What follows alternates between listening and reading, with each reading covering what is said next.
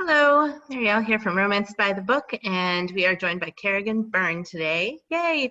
We have been reading your book, How to Love a Duke in 10 Days, and it's been super fun, but we had a discussion in the DMs and also have been doing recaps in our stories, so thanks for letting us do that. It's been great. How are you? Thank you so much for having me, and thank you for reading my book. It's It's been been fun. fun. I peeked at a couple of the recaps, and I was like, "Oh, did I write that?" Sorry. There was a lot that happens in this book. We actually overran the highlights thing. You can only have, I think, 100 highlights on it or something. Oh my And gosh. we had to do like a part two because we got all the way and it was like, no more. So I was like, this book was action packed, which was great. I was going to ask you because you do have quite a cast of characters like already established. Mhm. Do you do you like to do that from the beginning, just have like a big group and have those people kind of stay on for most of the series? I don't know that I always plan everybody that goes in the series. The only real plan I had going into it was the three girls and then their love interests. And so as the cast grows, that kind of just happens organically. And I'm Okay. like, oh, I guess you're a thing now. So and of course the villains, they show up too, Yeah, But other than that, no, um I don't have like a group of people that I have to throw into the book. They just sort of show up later. cool. Yeah, when I looked, I was like, oh well, I'm seeing already people who might pop up later because they are either Cassius Ramsey is Pierce's half brother, but Hmm. Frank or Francesca suspects him or his family of having orchestrated like fires that made her an orphan.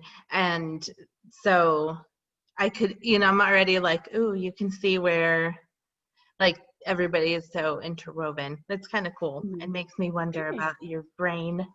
Um, I think a lot of people wonder about it's crazy in there. It's crazy. But yeah, Ramsey's the hero of book two. So that book will be out in a week from today. It's very yeah, exciting.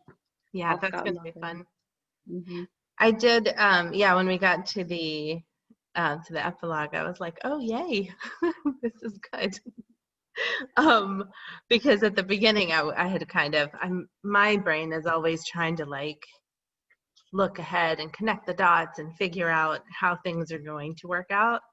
Hmm. And I was like, oh, these two are gonna be mortal enemies and therefore maybe they should Hmm. fall in love. Like Exactly. that's where my head goes. Yep, that's how I read too. I'm always trying to figure out the mystery, even if there isn't one. So It helps when there is one because I do yeah. too, yeah. Mm. Um, so we had a question from Mary in our DM discussion about your inspiration for setting. She was really glad to see this story kind of move away from the like London, England space. What made Mhm. you, or what was your inspiration for doing that? I feel like in another life, and hopefully in this one, I wanted to do like anthropology. I love history. I love archaeology. There are so many things that I love about that, like what Alexandra does. Mm-hmm. And my sister is an anthropologist, and she went to a dig that was very like the one that Alexandra went to, Cool. and they were looking at like Norman Celts and ancient peoples in Normandy. And so I had a little bit of know-how knowledge from that because she went over with her like PhD candidate. Nice. Yeah, so that's just something that I kind of took from my real life that fascinated me because she brought me stuff back, and we'd talk about it all the time. We'd FaceTime, and she'd be like, "This is what we did today," and I was like the whole time burning with envy because I'm like, I just would die to be there and to be seeing all of these people and finding out all of these things that you found. So, um, I would love to travel a lot of different places and learn. a lot of different things about ancient civilizations and even not so ancient, closer history, more recent history. So she got to do that instead of me. Yeah, that was fun. Yeah. It was a very Mhm. good wedding trip, except for the attempted killings and blackmail Right. in It was that. a murder, etc. Yeah. But So, in the setup for this book, you've got like the Red Rogue Society, which is Alexandra, Cecilia, and Francesca, and I'm assuming that those three are going to be the main like books for the yes. series.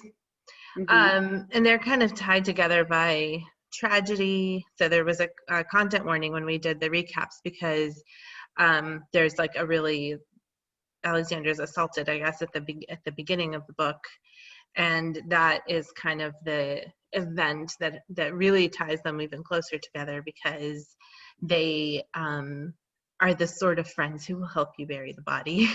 Hmm. And they've stayed close, so everything that happens in their lives kind of beyond that, they're still in touch, and they're still kind of their ride or die, that's the right expression, right? Ride or die friends. Yeah.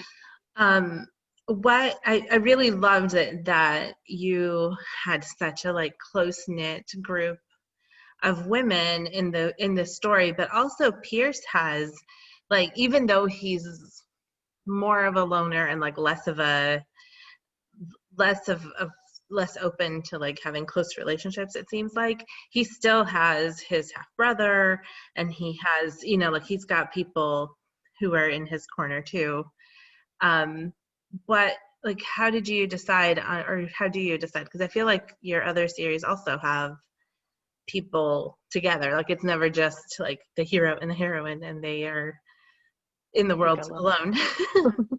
I think I've benefited so much in my life from, like, they call, like, those fierce female friendships. So Hmm. I wanted to write a series that was specifically like an homage to that, I guess, like people who are kind of ride or die with you that for years and years, and there's usually only a handful, or less, one or two, more if you're lucky. Yeah. But I think that was something specifically with this, that like you help each other through all of the bad stuff, and then you're there for all of the good things too, like weddings and births, and maybe you even like marry into each other's families sometimes. There's stuff like that, that just because you're so intertwined, your fates are kind of intertwined, which is like I don't know. It's really kind of a beautiful thing. Like my best friend and I, like we might buy land together, and we're talking about like building houses, like our little cottages on there and stuff. And it's just, I don't Aw. know. I just wanted something like that. And I tend to read series as well that are that have the bromances in them. Hmm. Like I really liked the brotherhood element, like Black Dagger Brotherhood's really good, or like Lords of the Underworld, or the Bow Street Runners, or any of that. Like, Yeah. I just really enjoy that sort of like alpha male, uh, soldier kind of. I don't know. It's just kind of nice to get by with a little help from your Yeah, friend I like that. on both sides. Now Yeah. I'm gonna have that song in my head. Oh yeah, I know, right? Immediately it's like, There it is. Yeah. um Bow Street Runners, which Bow Street Runners series are you, or Oh, is I there was one that thinking you Lisa Kleypas Okay, is me too. probably, yeah. But yeah, I read everything she writes. Same. She's one of my faves. And in that series I don't hear people talk about as much as maybe like the oh no, I'm not gonna, the Hathaways, which Oh I yeah, also, Hathaways and the in Wallflowers, the I think, was a Wallflowers. big one of hers. Which is, I understand why those are like her most popular, but the Bow Street Runners are my hands down favorite ones. Just the heroes alone are my favorite heroes. Yeah. So. They are a little bit more twisty, I feel like, Hmm. those heroes. So Hmm. I could And see they're that. not your regular, lords and ladies and dukes and that kind of, they have, Yeah. yeah, it's just a different element in society, and that was really a cool departure, I think. Hmm. I think we do. I mean, we've had a lot of like aristocrats in historical romance, Regency especially, for a while. But I feel like when you go back to kind of the older books, I think Lisa Kleypas also had a series that was like actors.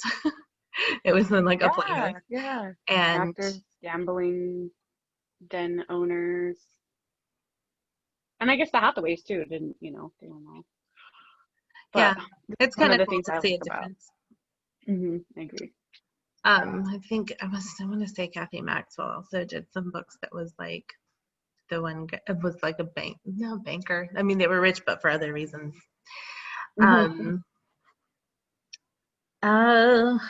Next question was from Trisha, and she wanted to know if you could find or tell us more about your decision to republish Morley's story. So it came out as A Dark and Stormy Night originally, but now it's coming back. Yeah.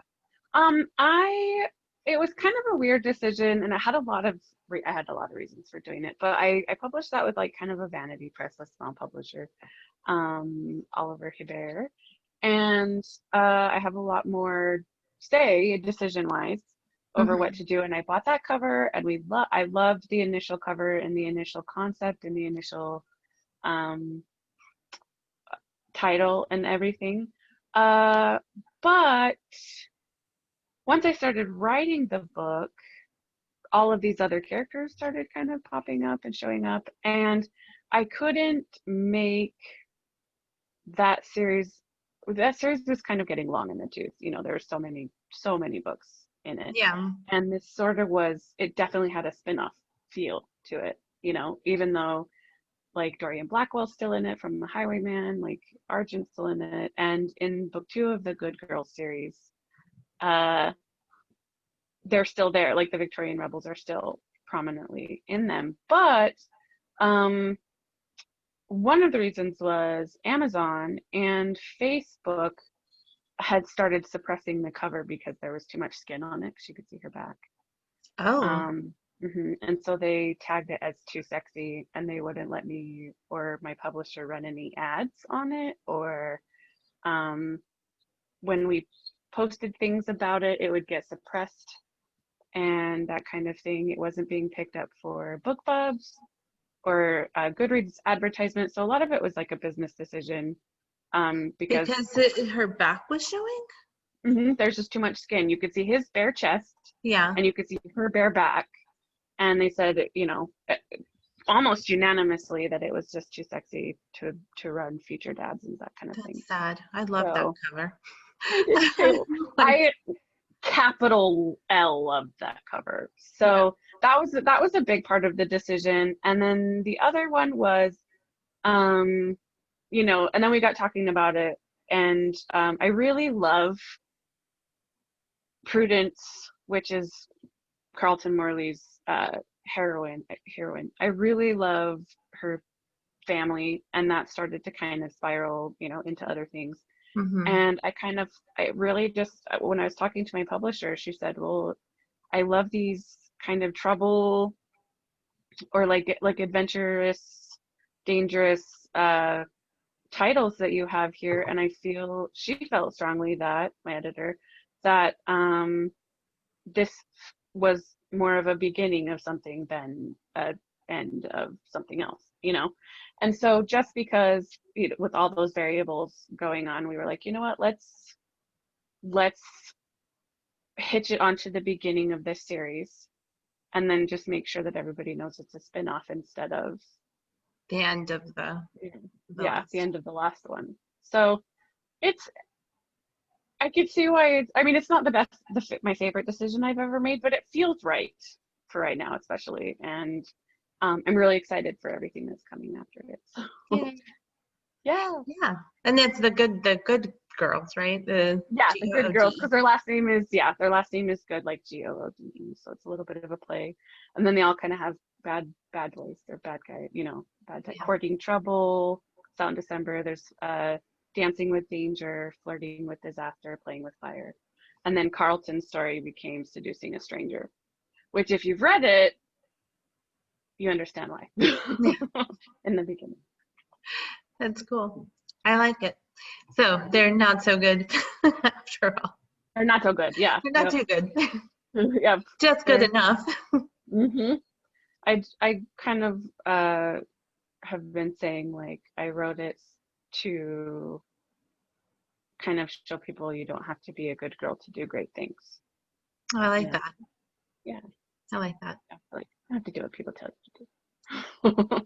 I think a lot of, I mean, especially girls, but people generally like grow up kind of with that idea that like you have to be, that like you have to be this particular way to be Mm-hmm. a good person or Yeah. good, you know.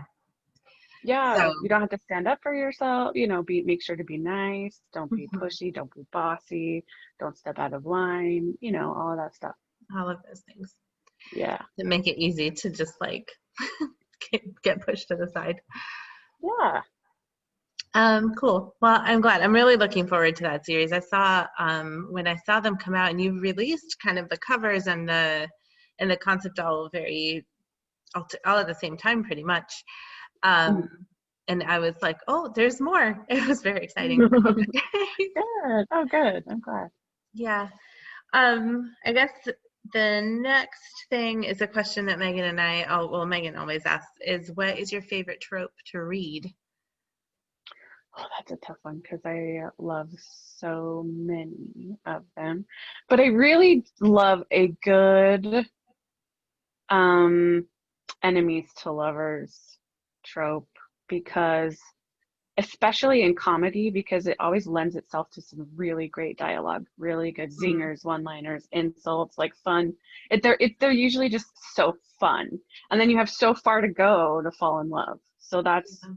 generally I like to read that all that like antagonism and usually good fight scenes that kind of thing because like I don't have a lot of drama in my life, like I'm a pretty easygoing person, and so like my husband and I have been together almost 16 years, and like we've probably had 5 fights because we're just both pretty chill people.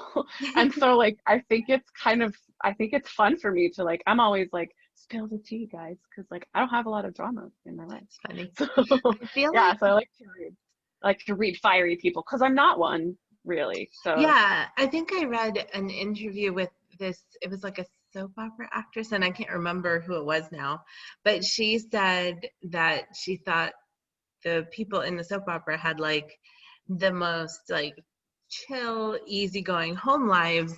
And she said, I think it's because they get it all out here. Like everything, all the relationships in this show are bananas. I can't even remember what show it was now, though. But she was just saying that there was so much that happened in the show that was like screaming at each other and, you know, kind of over the flattering top. each other. Yeah. Yeah. But then they got it all out of their system and they'd go home and it was just like, oh, everything's cool. Yeah. At least we don't have Stefano or whoever, you Yeah. know. People popping back up from the dead. Like, Right. yeah. All the time. Did you ever watch soap operas when you were younger?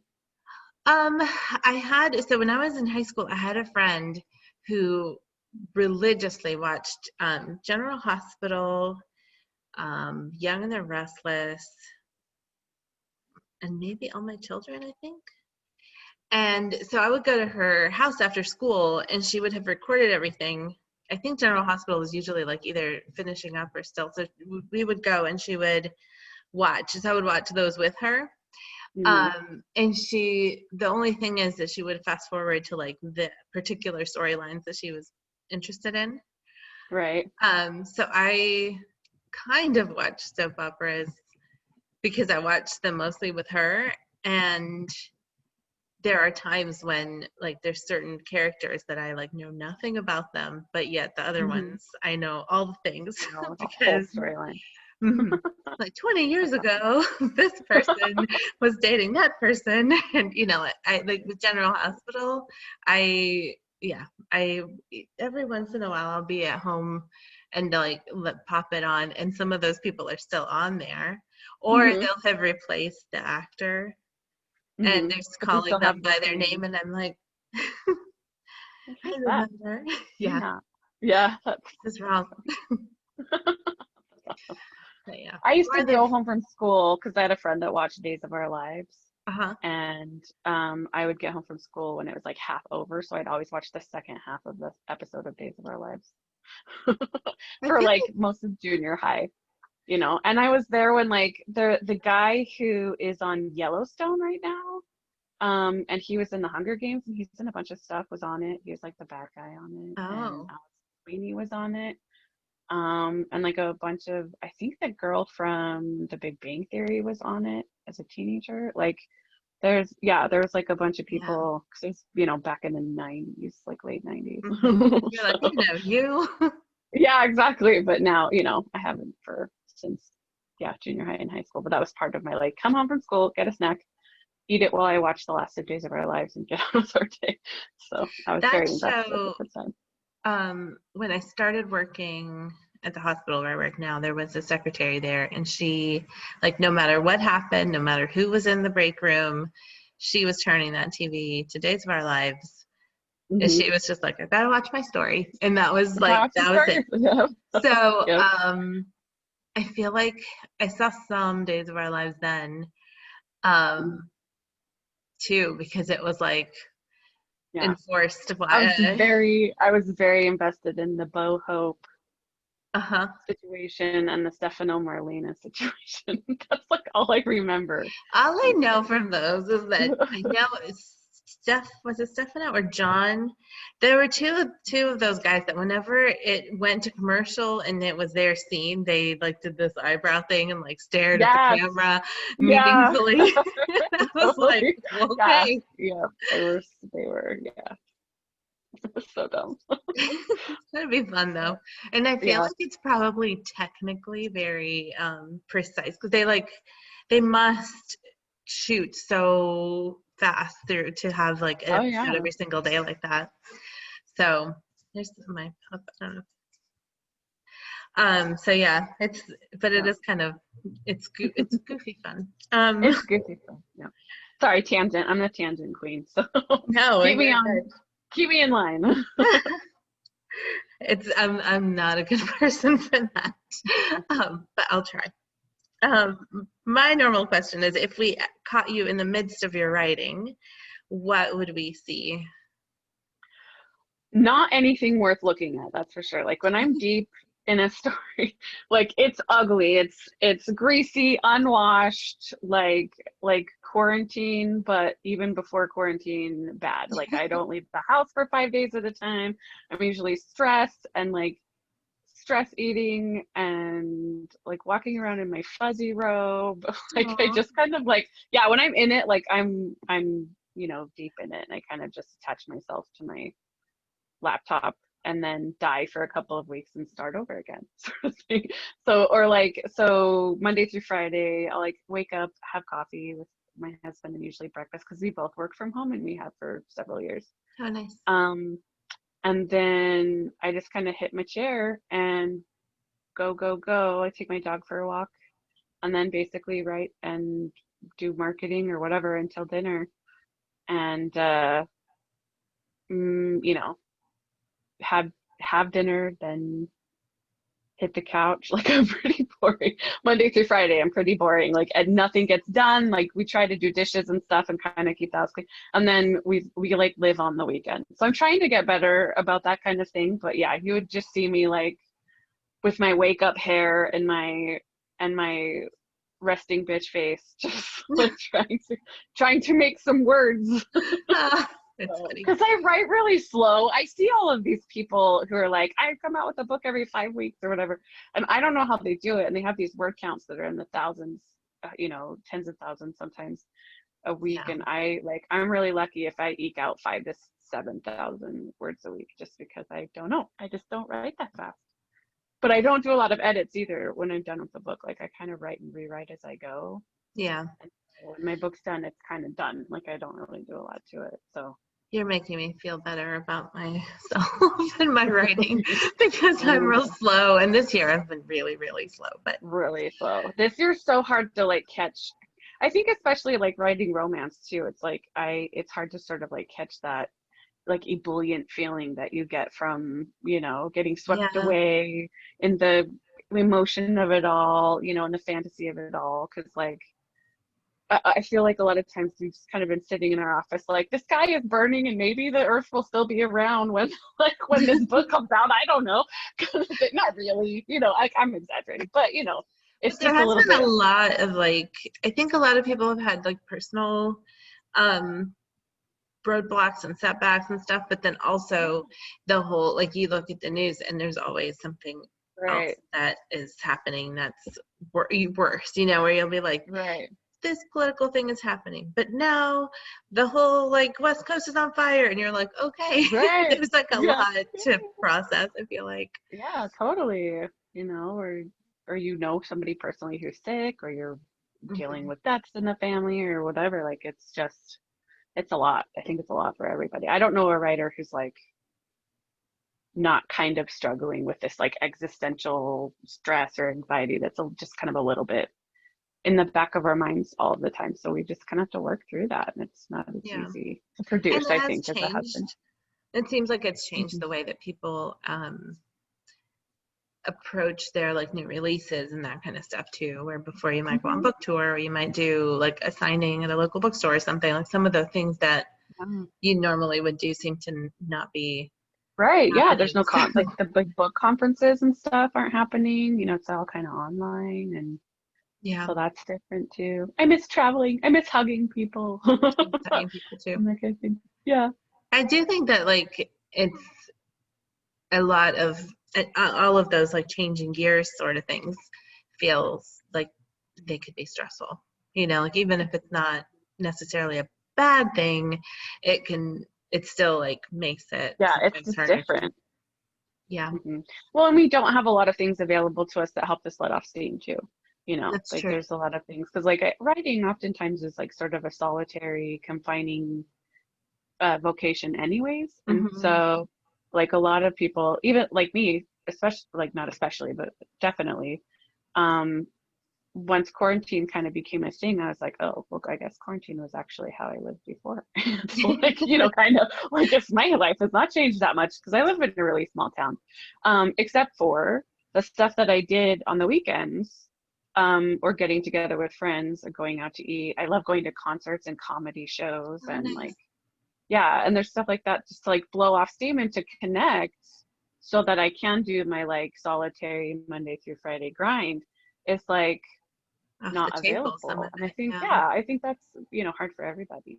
Yeah, I find that for me having like a change of scenery or a change of pace is really helpful sometimes, and because we're not really traveling and we're not really like changing, even if I'm doing, say I'm going to a virtual event, I'm still Mhm. on my same couch. So Right, I get to exactly. connect, but it's still not. Yeah, you're still staring at the same walls. Yeah.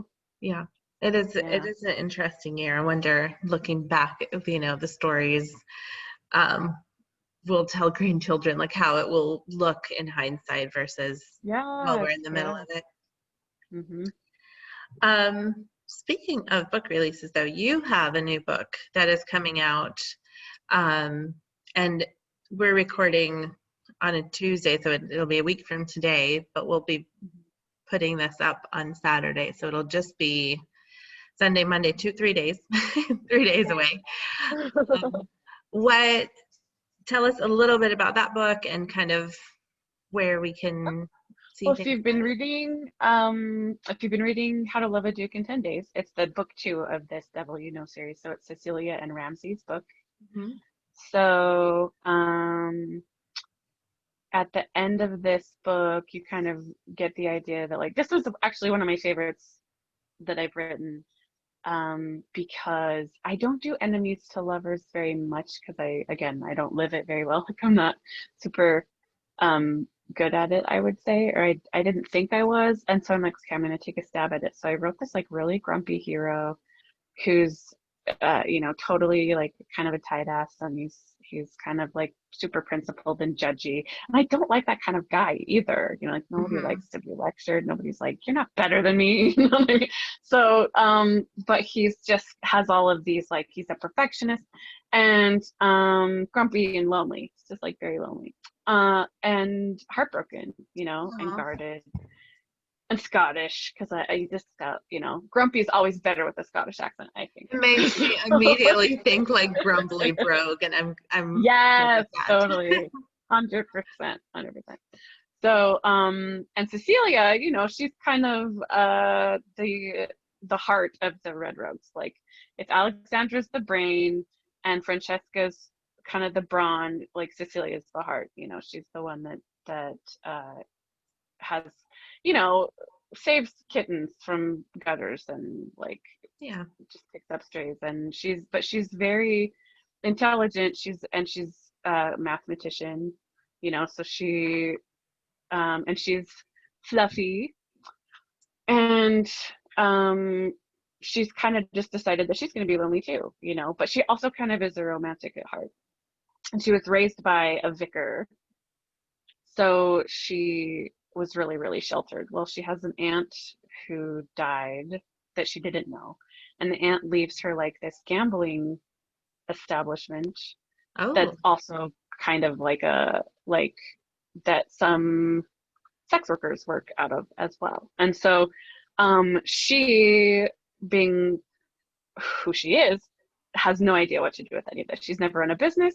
She's a virgin. She's never had even been kissed or anything. Like, she's totally like, I don't even know what to do with this. She's really good with math, which seems like it would work for a business, and also gambling in particular. So she's kind of like, oh, well, once she kind of is thrown into the business, she kind of realizes like, okay, well, these women rely on it. And there's also a school that's attached to it that the business funds for women to make their own living, so they can be secretaries, they can go to, send them to school, they can be educated, governesses, seamstresses. This isn't in the 1890s, so telephones are starting to be a thing. Be the so operators like where they switchboard operators. So that's sort of the underground of the school, and the women who are working the gambling tables, and even sometimes have clients on the side that they don't talk about. Like, that's all funding this school. And so she falls in love with this idea, and she's like, oh, I can do this. I don't know much about seduction. I don't know much about men, but I do know numbers, and so I can do this, and I do know education, and this is important to me. And so she can give those women choice to do more than like they can choose which way they want to go, which is cool. Exactly. Yeah. So Ramsay is a high court justice, so basically like a Supreme Court justice, but in the UK. And he's just totally like against all of the things, and all of the things. So he's her natural enemy, and they kind of go to war over it. And he has to decide between stuff. I don't want to give too much away, but but he's got to figure out like if how's this gonna work, and if everything that he believes is maybe mistaken or colored by his own prejudice and his own heartbreak and that kind of thing. So and I guess that's all of us in life, right? I mean, and I think in Pierce and How to Love a Duke in 10 Days also had to realize that like some of the judgments that he made, or some of the conclusions that he came to with like the information that he had, were completely, like, he thought it was a very logical conclusion, but in the end it wasn't logic that was driving those decisions. It was pure emotion. And like I think it's good for men like that to examine, or people like that, I should say, to examine like how they feel about things, like how they truly feel about women's sexuality or women's choices, or what choices women didn't have. Like, they can't put themselves in the shoes of a woman who has all of these expectations and all of these rights, or not very many rights, and that they have the right to pass these judgments or make these choices for them, or that kind of thing. And I think it's fun for me to write somebody who actually hears the plight of a woman and goes, oh, you're right, I changed my mind. I can try to walk in your shoes or understand. I mean, to me, that's a hero who can do that, who can, I agree. That's pretty awesome.